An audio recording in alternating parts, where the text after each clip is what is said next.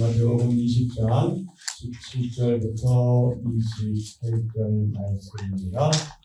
오늘의 주제는 주님을 따르는 섬기는 종. 주님을 따르는 섬기는 종. 오늘의 말씀을 함께 봅니다. 예수님이 인자의 고난과 부활을 말씀하십니다. 세배의 아들들 어머니가 두 아들을 나라에서 주님 좌우편에 앉혀달라고 청하자 제자들이 분하게 여깁니다. 예수님은 누구든지 으뜸이 되고자 하는 자는 종이 되어야 한다며 인자는 자기 목숨을 많은 사람의 대성물로 주러 왔다고 하십니다. 17절부터 24절의 소주제는 높은 자들을 구하는 제자들, 25절부터 28절은 섬기는 종이 되는 가르침. 높은 자들을 구하는 제자들, 섬기는 종이 되라는 예수님의 교훈의 말씀이죠. 예수님은 이제 곧 다가올 순환과 죽음에 대해서 세 번째로 예고하십니다. 17절, 18절, 19절 예수께서 예루살렘으로 올라가려 하실 때에 12제자를 따로 데리시고 길에서 이르시되 보라 우리가 예루살렘으로 올라가노니 인자가 대제사장들과 서기관들에게 넘겨짐에 그들이 죽이기로 결의하고 이방인들에게 넘겨주어 그를 조롱하며 채찍질하며 십자가에 못 박히게 할 것이나 제3일에 살아나리라. 아멘. 세 번째로 예고하십니다. 예수님의 그 마음의 고통, 예수님의 심적 고통을 가장 잘 이해할 수 있는 이들이 누구입니까? 함께 있는 제자들이죠. 하지만 제자들은 어떠했습니까? 예수님의 고통에는 아랑곳하지 않고 자신들의 욕망을 드러내며 심지어 다투기도 하지요. 야고보와 요한의 어머니는 예수님께 아들을 위해 높은 자리를 요구합니다. 20절, 29절 그때에 세베대 아들의 어머니가 그 아들들을 데리고 예수께 와서 절하며 무엇을 구하니 예수께서 이르시되 무엇을 원하느냐 나의 이 두 아들을 주의 나라에서 하나는 주의 우편에 하나는 주의 좌편에 앉게 명하소서. 세베대 아들의 어머니가 누구입니까? 야고보와 요한의 어머니 살로메를 가리킵니다. 그런 이들에게 예수님은 뭐라고 말씀하십니까? 내가 마시려는 잔을 너희가 마실 수 있느냐?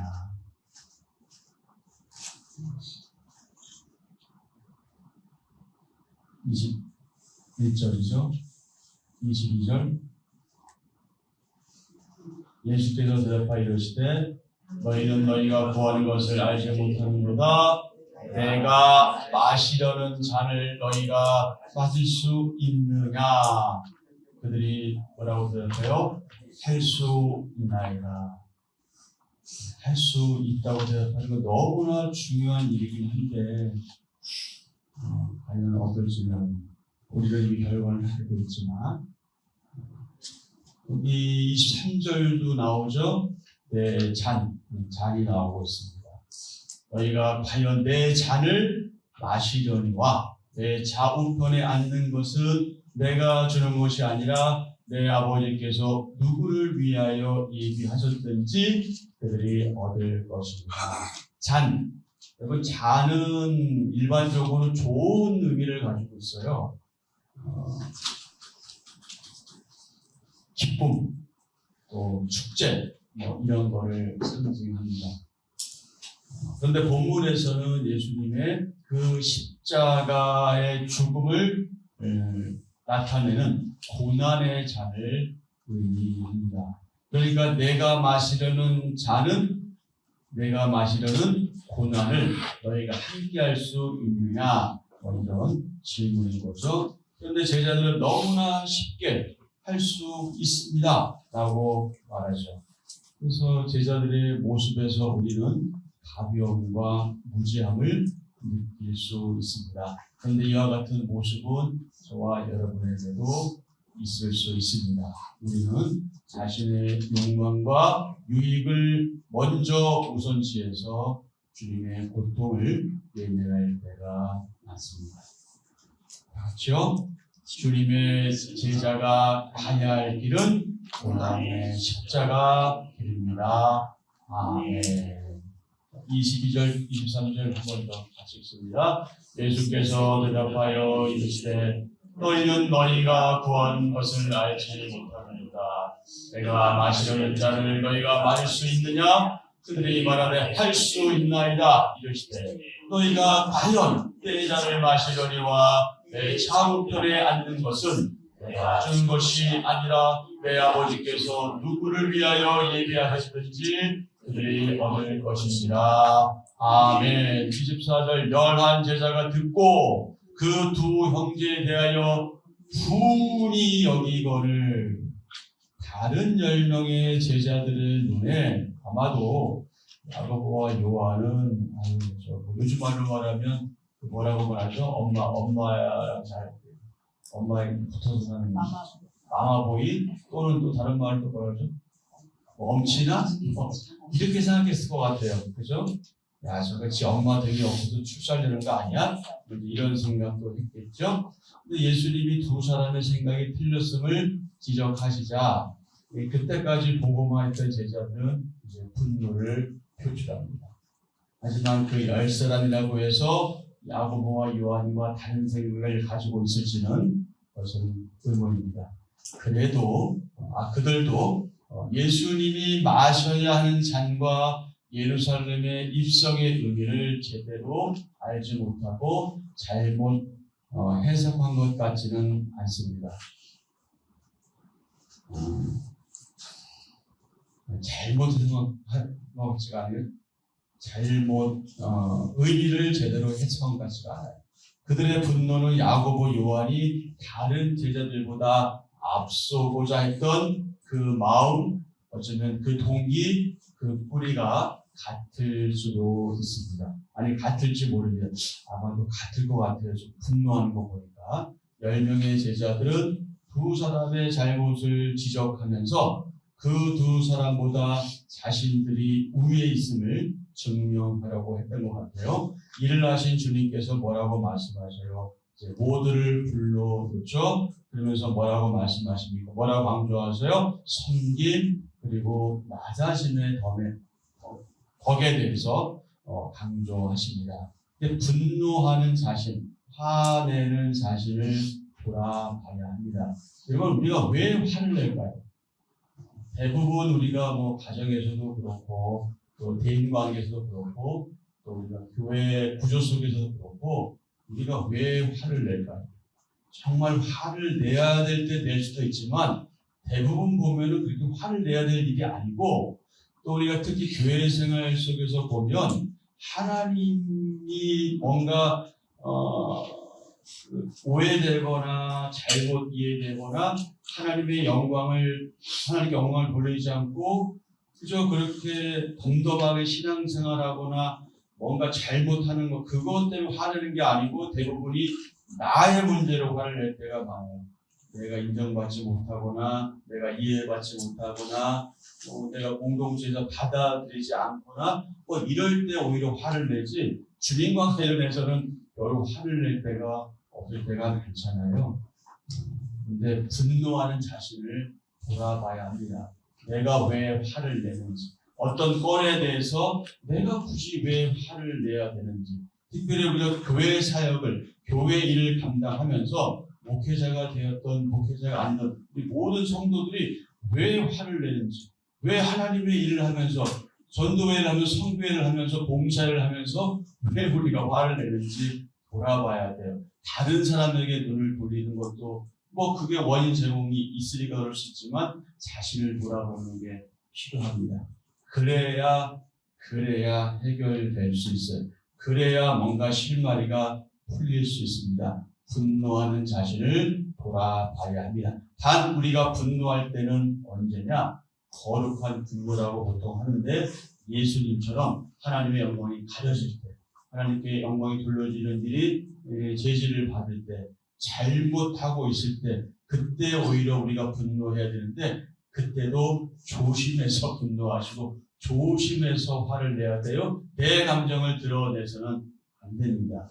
내 감정이 중요한 게 아니라 하나님의 마음이 중요하고, 하나님의 뜻이 어떤가를 우리가 느끼고 아는 게 중요하죠. 그래서 그럴지라도 우리가 분노할 때 어떻게 해야 돼? 그래서 거룩한 분노라고 하는 거. 거룩이라는 건 구별되고 뭔가 다르고 그렇잖아요. 그렇게 돼야 합니다. 지금 제자들은 그 형제에 대해서 그냥 분이 여기고 있는 거예요. 그러니까 이제 예수님께서 25절 이하의 말씀을 주시는 거죠. 그래서 25절부터 28절의 주제가 무엇입니까? 섬기는 종이 되라. 섬기는 종이 되라. 높은 자리에 대한 제자들의 관심은 세속적인 권력욕과 그렇게 다르지 않아 보입니다. 세상의 집권자들은 사람들 위해서 군림하며 권세를 부립니다.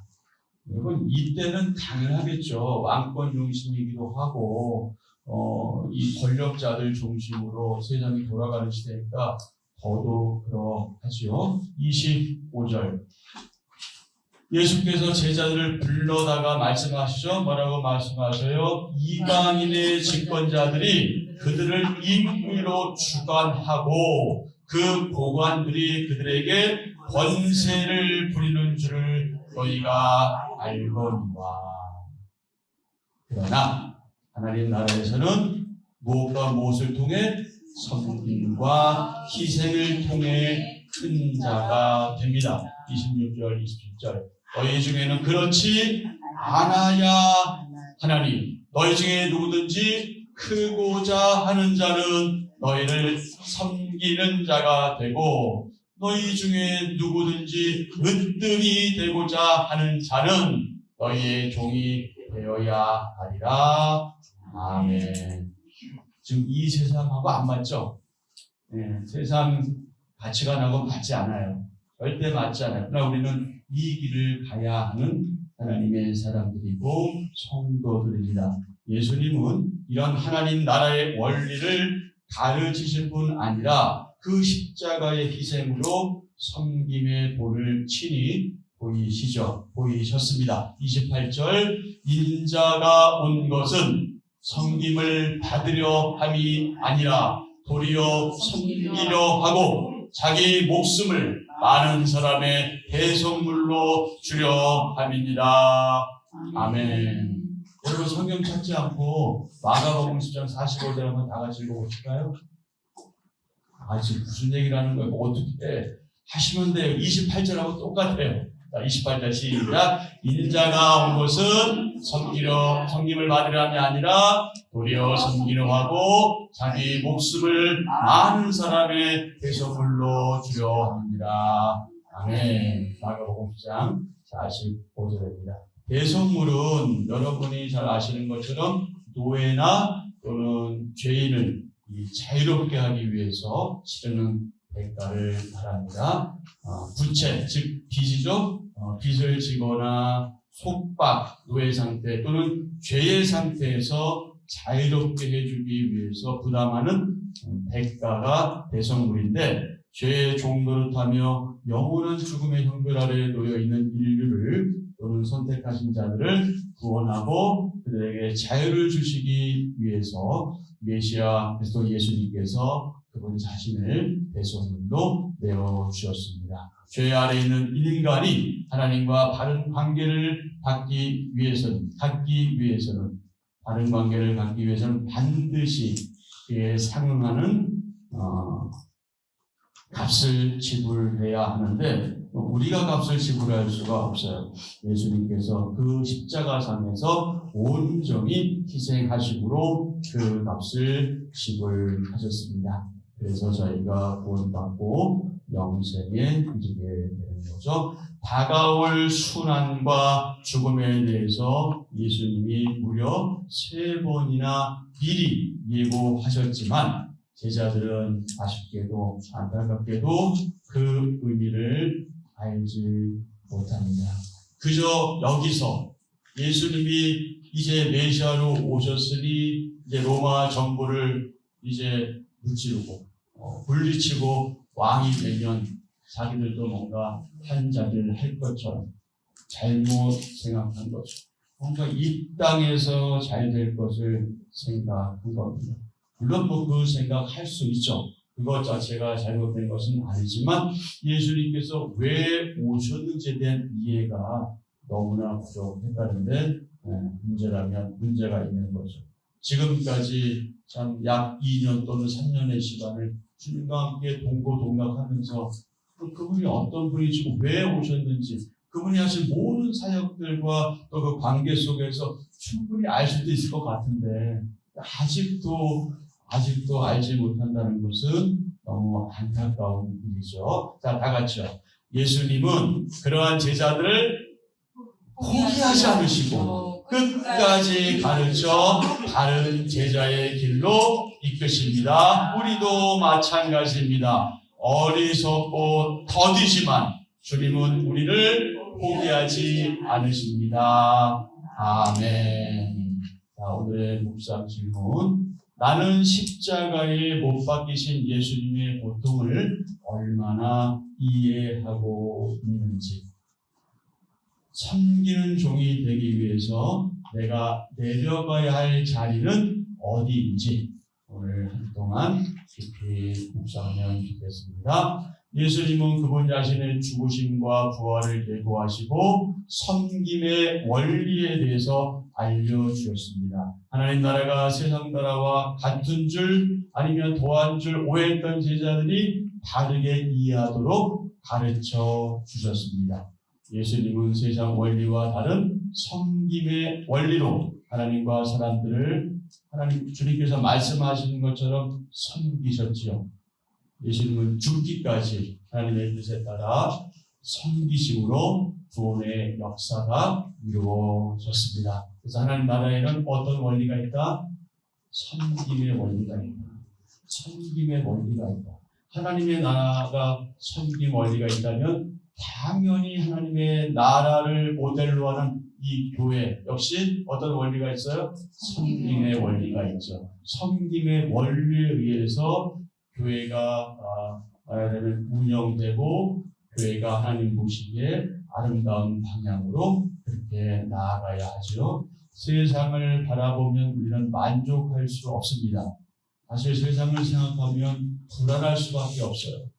내일 일이 어떻게 될지 알 수도 없고 어떤 일이 펼쳐질지 알 수도 없기 때문에 불안할 수밖에 없습니다. 요즘에는 또 이란 전쟁도 그렇고 여러 가지 돌아가는 상황을 보면 참 마음이 그렇죠. 그렇기 때문에 우리는 어떻게 해야 합니까? 다 알고 있는 것처럼 어떡하겠어요? 하나님께 은혜를 구해야 하지요. 하나님께 도움을 구해야 합니다. 17절, 19절을 통해서 우리는 부활의 주님을 따르는 길이 있음을 확인하게 됩니다. 주님과 부활을 세 번째로, 죽음과 부활을 세 번째로 말씀하셨고요. 이 문제, 죽음과 부활의 문제는 우리가 상식적으로, 이성적으로 이해하거나 납득할 수 있는 일은 아닙니다. 그것은 믿음의 문제입니다. 그래서 예수님께서는 반복해서 가르치신 거죠. 예수님의 제자는 사망을 이기신 예수님을 믿고 따릅니다. 그게 오늘 저와 여러분이죠. 20절부터 28절은 섬김의 길을 가신 예수님을 우리가 확인할 수 있습니다. 그러면서 주님께서는 하나님 나라의 원리에 대해서 가르쳐 주셨습니다. 예수님을 따르는 이들과 제자들까지도 하나님 나라의 그 성격, 그 특징을 오해하고 있었다는 안타까움이 있습니다. 예수님의 제자는 예수님처럼 어떻게 해야 된다? 낮은 자리에서 섬겨야 한다. 너무나 중요한 말씀입니다. 예수님처럼 낮은 자리에서 섬겨야 한다. 그래서 저와 여러분이 가져야 될 매우 중요한 덕목이 무엇입니까? 바로 겸손이죠. 하나님 앞에서나 사람들 앞에서 자신을 낮추는 겸손이 우리의 미덕이 되어야 합니다. 자, 다시 한번 26절부터 28절 말씀 읽겠습니다. 너희 중에는 그렇지 않아야 하나니 너희 중에 누구든지 크고자 하는 자는 너희를 섬기는 자가 되고 너희 중에 누구든지 으뜸이 되고자 하는 자는 너희의 종이 되어야 하리라. 인자가 온 것은 섬김을 받으려 함이 아니라 도리어 섬기려 하고 자기 목숨을 많은 사람의 대성물로 주려 함이니라. 아멘. 그렇다면 저와 여러분이 해야 할 일이 무엇입니까? 섬김을 받는 일이 아니라 섬기는 일이고요. 그리고 우리의 목숨을 많은 사람의 대성물로 우리는 주는 사람이 아니에요. 주시는 사람들이 아니에요. 그분이 이미 하셨으니 그 정도로 형제를 위해서 내 목숨을 줄 정도로 그렇게 서로 사랑하는 그 아름다운 삶이 저와 여러분 우리에게 그리고 특별히 우리 사랑하는 한미천원 교회에 있어야 하겠습니다. 한 절 묵상입니다. 제자에게 합당한 자리는 낮은 자리입니다.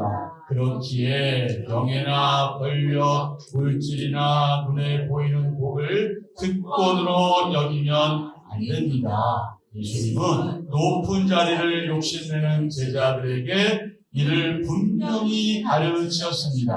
예수님은 영광스러운 하늘 보좌를 버리시고 낮은 자리로 오셨습니다. 예수님의 섬김은 자기 목숨까지 내어주신 전적인 희생입니다. 주님을 따르는 제자는 높은 자리가 아닌 섬기는 자리, 희생하는 자리를 특권으로 여겨야 합니다. 주님을 따르는 길에 상급이 있습니다. 아멘. 오늘의 기도합니다. 주님, 크신 주님은 십자가에서 한없이 낮아지었는데 특별만도 못한 저는 으뜸이 되고 싶어 했음을 회개합니다. 주님의 인정이 아니라 세상의 인정을 추구하는 욕심이 더 앞섰음을 용서해 주소서. 저를 구원하려고 대속물로 오신 주님의 그 십자가 희생과 섬김을 기억하게 하소서. 예수님의 이름으로 기도합니다. 아멘. 아멘. 오늘 주신 말씀 생각하시면서 기도하시고요. 교회를 위해서 기도하시고 우리 나라를 위해서 기도하시고 여러분 개인의 관계를 바르시면 되겠습니다. 특별히 교회를 위해서도 오늘 그 성경 통독이 지난주 시작되었는데 계속해서 진행이 됩니다. 성경 통독을 위해서 기도해 주시고요. 또 구역이 새롭게 또 시작되었습니다. 구역을 위해서 또 구역장 건설을 위해서 기도해 주시고요. 중보교팀 그리고 전도팀을 위해서 기도해 주시고 또 우리 모두가 다 알고 있는 환우들 위해서 기도해야 됩니다.